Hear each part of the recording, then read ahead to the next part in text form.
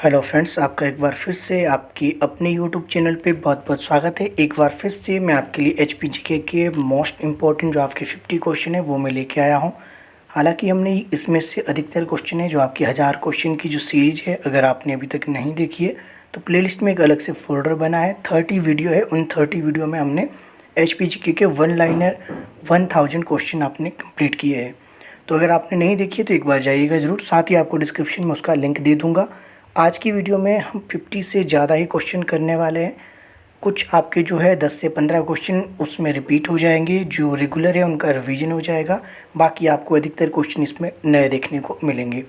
तो ये मेरे पास नोट्स बने हुए थे, मुझे लगा आपके साथ इसको साझा करना चाहिए ताकि आपके लिए ये हेल्पफुल रहे। तो स्टार्ट करते हैं। पहला क्वेश्चन आपके पास, किसने कुल्लू की वंशावली प्राप्त की थी? तो किसने की थी? आपने क्या करना है, आपने डायरेक्ट वन लाइनर क्वेश्चन में आपके लिए तब लेके आता हूँ कि डायरेक्ट आपने आंसर याद करना है ताकि जो आपको है कन्फ्यूजन क्रिएट ना हो। अगर आप बोलेंगे तो आपको एचपीजीके के एमसीक्यू भी प्रोवाइड करवा दिए जाएंगे। अगला प्रश्न देख लेते हैं। अशोक ने हिमाचल प्रदेश में बौद्ध धर्म के प्रचार के लिए किस भिक्षु को भेजा था? तो अशोक ने भेजा था मज्जिम को। वहीं अगर बात की जाए, अशोक ने श्रीलंका किसे भेजा था? अपने पुत्र महेंद्रो संघमित्रा को। और हिमाचल में किसे भेजा था? मज्जिम को। तो आपसे क्वेश्चन ऐसे भी पूछा जा सकता है कि अशोक ने मज्जिम को हिमाचल प्रदेश किस धर्म के प्रचार के लिए भेजा था? तो किस धर्म के लिए भेजा था? तो ये आपने देख सकते हैं आप स्क्रीन के ऊपर। तो ये भेजा था आपके बौद्ध धर्म के प्रचार के लिए। अगला प्रश्न देख लेते हैं। अगला प्रश्न आपके पास, त्रिगत को दो भागों में बांटा हुआ था। तो त्रिगत को दो भागों में बांटा था, कौन कौन सी ये दो भाग थे? त्रिगत आपका जो है कांगड़ा है। जो आपकी कांगड़ा के शासक कौन थे आपके? तो ये थे आपके सुशर्मा। कांगड़ा को त्रिगत नगरकोट के नाम से भी जाना जाता है, भीमकोट के नाम से भी इसे जाना जाता है, तो आप इसको ध्यान में रखेंगे। तो दो कौन कौन से भाग थे आपके पास? आप देख सकते हैं, एक है आपके पास नगरकोट, दूसरा है जालंधर। वहीं अगर बात की जाए तो त्रिगत जो रियासत थी आपकी सबसे पुरानी रियासत है, ये भी एक इम्पॉर्टेंट फैक्ट है, इसको भी आपको याद रखना है। अगला प्रश्न देख लेते हैं। हर्ष के शासनकाल में हिमाचल प्रदेश का वर्णन किसके वृत्तांतों से मिलता है? तो देखिए, हर्ष के शासनकाल में कौन आया था? तो हैंनत्सांग आया। तो हैंनत्सांग के जो है वृत्तांतों में हिमाचल प्रदेश का जो है वर्णन अक्सर देखने को मिला है। तो ये आप इम्पोर्टेंट है, इसको याद रखेंगे। हैंनत्सांग ने हिमाचल प्रदेश में पैदा होने वाली किन फसलों का उल्लेख किया है? तो दाल और चावल, आपने इसको ध्यान रखना है। इसके अलावा एक कॉफ़ी थी, तो कॉफ़ी, दाल, चावल का जो उल्लेख मिलता है आपके हैंनत्सांग के वृत्तांतों में। हैंनत्सांग किसके शासनकाल में आया? तो हर्षवर्धन के शासनकाल में ये आया था। साथ ही जो ये क्वेश्चन है आपके, ये आपके एलाइड क्वेश्चन पेपर में पूछे गए थे, तो आपको इसको इग्नोर नहीं करना है, इंपॉर्टेंट क्वेश्चन है, आपको डायरेक्ट इसको याद करना है। संसार चंद ने किस सिख की सहायता से कांगड़ा के किले को प्राप्त किया? तो किसकी सहायता से किया था? ये किया था जय सिंह कन्हैया की सहायता से। 1000 क्वेश्चन वाले में हमने ऑलरेडी ये क्वेश्चन कर लिया है। आपको जिन्होंने वीडियो देखी है, रेगुलर स्टूडेंट है, उनको आपका रिवीजन हो जाएगा। अगला प्रश्न है आपके पास, संसार चंद के पूर्वजों का निवास स्थान था। तो निवास स्थान कहाँ था संसार चंद के पूर्वजों का? तो ये था नगरकोट में, जो कि आपका हिस्सा है कहाँ का है? त्रिगत का, जो आपका वर्तमान का कांगड़ा है। पहाड़ी राज्यों में अपनी स्वतंत्रता खोने वाला अंतिम राज्य कौन सा था? तो ये आपका था कुल्लू। इम्पोर्टेंट है, इसको भी आप याद रखेंगे। जहांगीर ने किस राजा को कांगड़ा विजय का नेतृत्व सौंपा था? तो ये किसे सौंपा था? ये सौंपा था आपके मुर्तज़ा खान को। जहांगीर अगर बात की जाए तो मैंने काफ़ी बार डिटेल में बताया भी। तो जहांगीर आपका कब आया था? तो ये आया था आपका 1620 में। तो आपने इंपॉर्टेंट फैक्ट याद रखना है। तो इसने कांगड़ा के किले पर अधिकार किया था, ये आपने ध्यान रखना है। और विजय का नेतृत्व किसको सौंपा था? तो ये सौंपा था मुर्तज़ा खान को। तो कांगड़ा के किले में एक क्वेश्चन आपका ये भी आता है कि कांगड़ा के किले में जो है भूकंप कब आया? तो ये भी आपको मैंने 1000 क्वेश्चन वाली सीरीज़ में कई बार बताया। जो रेगुलर स्टूडेंट है वो कमेंट जरूर करेंगे ताकि आपको पता तो लगे कि आप सच में याद कर रहे हो, नोट्स बना रहे हो, या फिर कुछ भी नहीं कर रहे हो। चलिए अगला देख लेते हैं। महाराजा रंजीत सिंह ने संसार चंद से कांगड़ा किला कब प्राप्त किया? तो ये किया था 1809 ईस्वी में। नेक्स्ट क्वेश्चन है आपके पास, 1805 में गोरखा सेना का नेतृत्व किसने किया था? तो गोरखा सेना का नेतृत्व किसने किया था? ये किया था अमर सिंह थापा ने। और ये कब तक रहा था? जो गोरखा सेना कब तक रही थी ये कमांडर?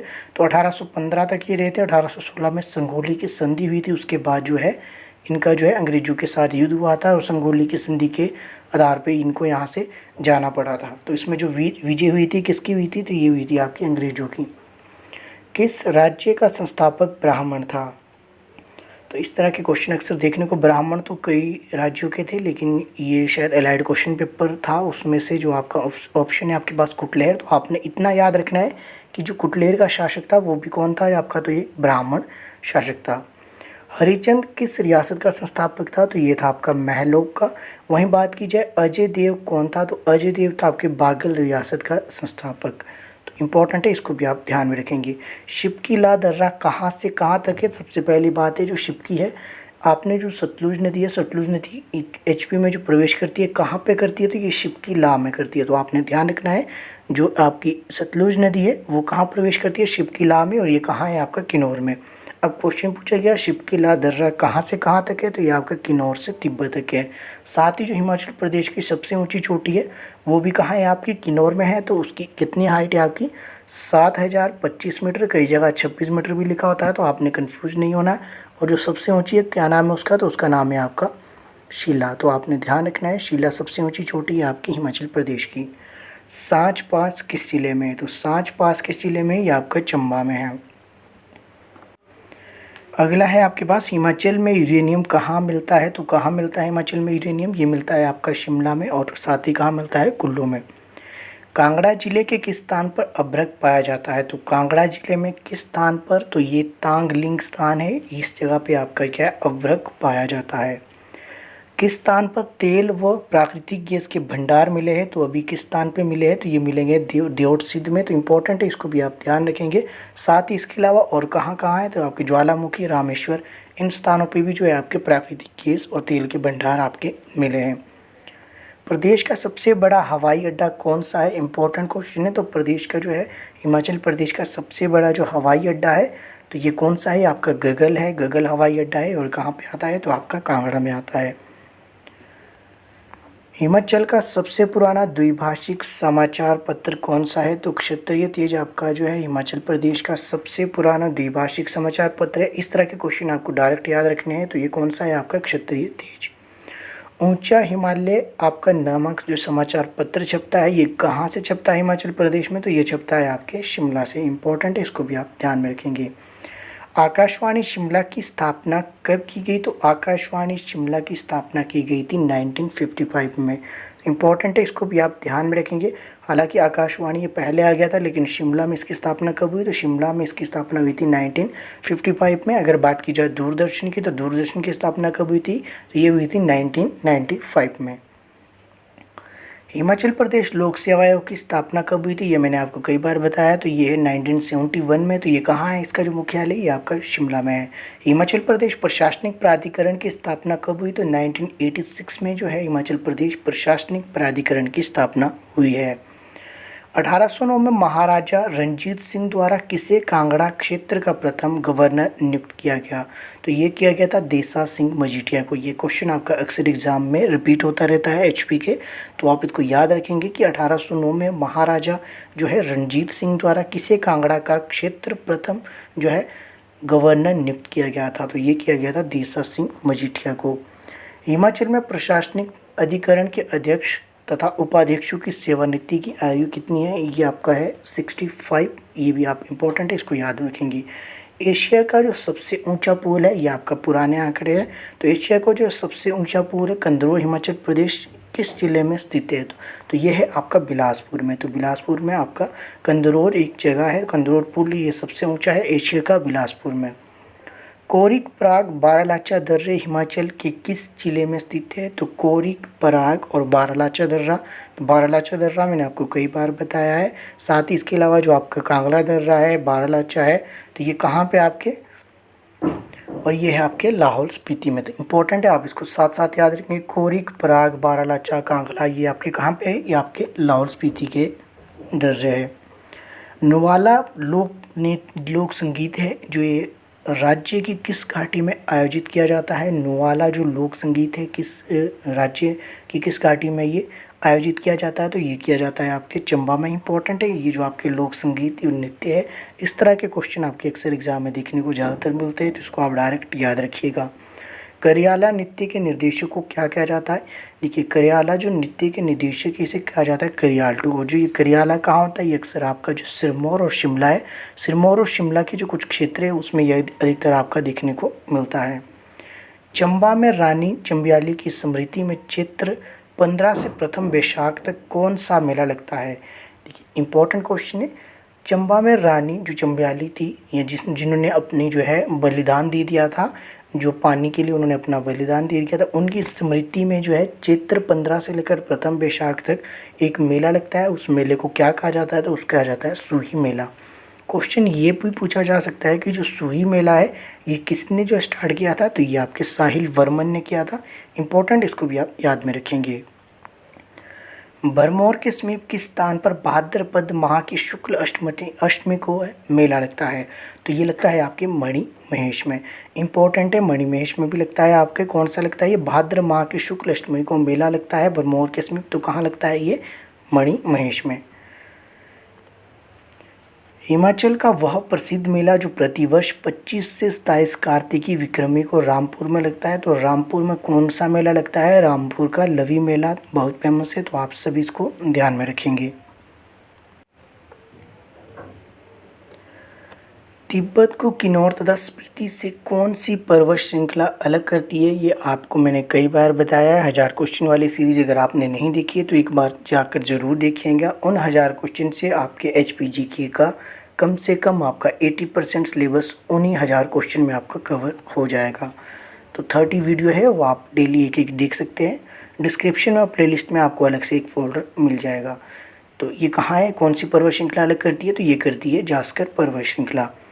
रिवाल्सर झील में जो तैरने वाले टापुओं के लिए प्रसिद्ध है, किस जिले में है, तो आपको याद रखना रिवाल्सर झील तैरने वाले टापुओं के लिए प्रसिद्ध है। ये कौन से जिले में, तो ये है आपके मंडी में। इसके अलावा जितनी भी आपकी HP की जो झीलें हैं उनके ऊपर मैंने एक ट्रिक से वीडियो बनाई है, तो मैंने कोशिश की है उसमें ट्रिक से, मज़ेदार ट्रिक है, तो थोड़ा सा आपको खुद भी ट्राई करना पड़ेगा। तो उसके अगर आप देखेंगे तो आपको है मैक्सिमम जितनी भी HP की झीलें सभी आपको ऑलमोस्ट याद हो जाएगी। सतधारा झरना प्रदेश के किस नगर के समीप है, तो ये है आपका किन्नौर की। प्रदेश के सिरमौर ज़िले में कितने प्रतिशत वन स्थित है, तो आपने बताना है प्रदेश के जो सिरमौर ज़िले में कितने प्रतिशत वन है। टोटल अगर HP की बात की जाए, टोटल अगर HP में 100% है, 100% का मतलब है कि टोटल में अगर परसेंट में बताऊं मैं आपको, तो HP में टोटल आपके इस समय है 68.16%। 8% 2020 की बात की जाए, पुराने आंकड़ों में 66.52% है, तो लेकिन अभी हाल ही के ये आंकड़े हैं तो 68.16%। अच्छा, पुराने आंकड़ों के हिसाब से अगर वर्ग किलोमीटर की बात की जाए तो 37,033 वर्ग किलोमीटर है आपका। 37,033 अगर बात की जाए इन आंकड़ों के हिसाब से वर्ग किलोमीटर में कितना है, तो 37,947 वर्ग किलोमीटर। तो ये आपका 68.16% है, तो इसका ये आप 100% मान लिए। इस 100% में से 49% जो आपका कहाँ से आता है, तो ये आता है आपका सिरमौर से। इम्पॉर्टेंट है, आप इसको ध्यान में रखिएगा। शिकारी देवी वन्य शरण स्थल प्रदेश में कहाँ स्थित है, तो शिकारी देवी कहाँ है आपका, ये है आपका मंडी में। अधिकतर सभी को ये पता होगा। 1876 में भू सुधारों की शुरुआत किसने की थी, तो ये की थी आपकी कर्नल रीड ने।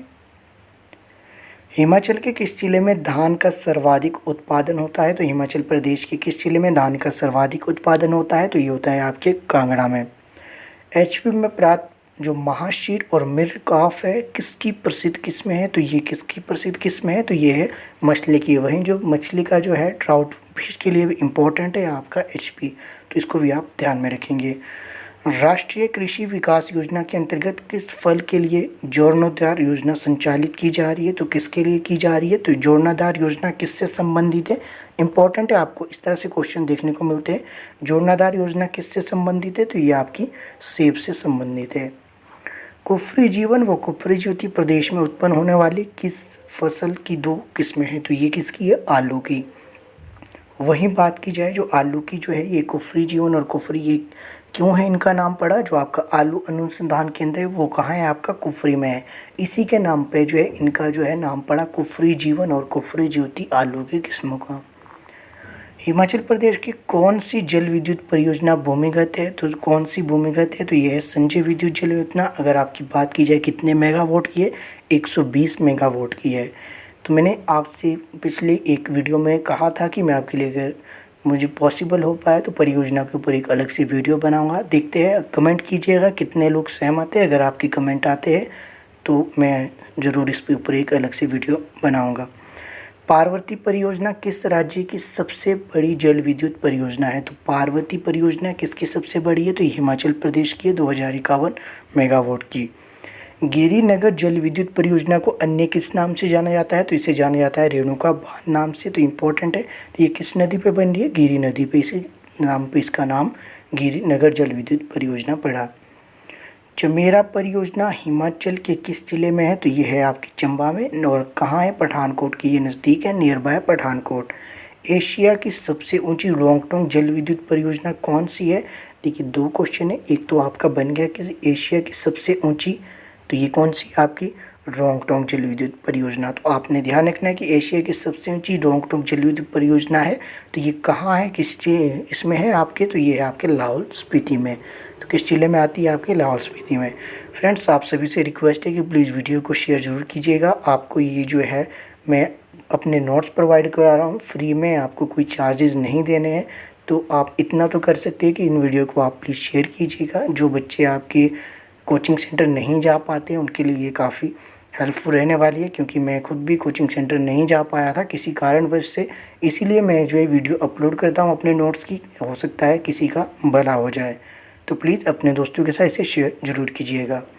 अगला प्रश्न देख लेते हैं। हिमाचल के किस जिले में यूरेनियम के नए भंडार मिले हैं? तो किस में मिले हैं? तो ये मिले हैं आपके कुल्लू में।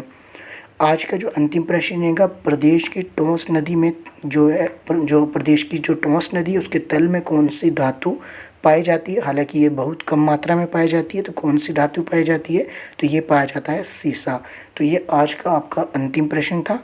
अगर आपको ये वीडियो पसंद आई है तो इसका मैं आपके लिए दूसरा पार्ट फिर से लेके आऊँगा, ताकि 50 से ज़्यादा क्वेश्चन इस वीडियो में हम कवर करेंगे। कमेंट जरूर कीजिएगा। आपसे एक मैंने क्वेश्चन पूछा है, उसका आंसर भी आपने देना है। तो मिलते हैं ऐसी ही अगले वीडियो में। तब तक के लिए आप अपना ध्यान रखिए। मेरे साथ बने रहने के लिए आपका बहुत बहुत धन्यवाद।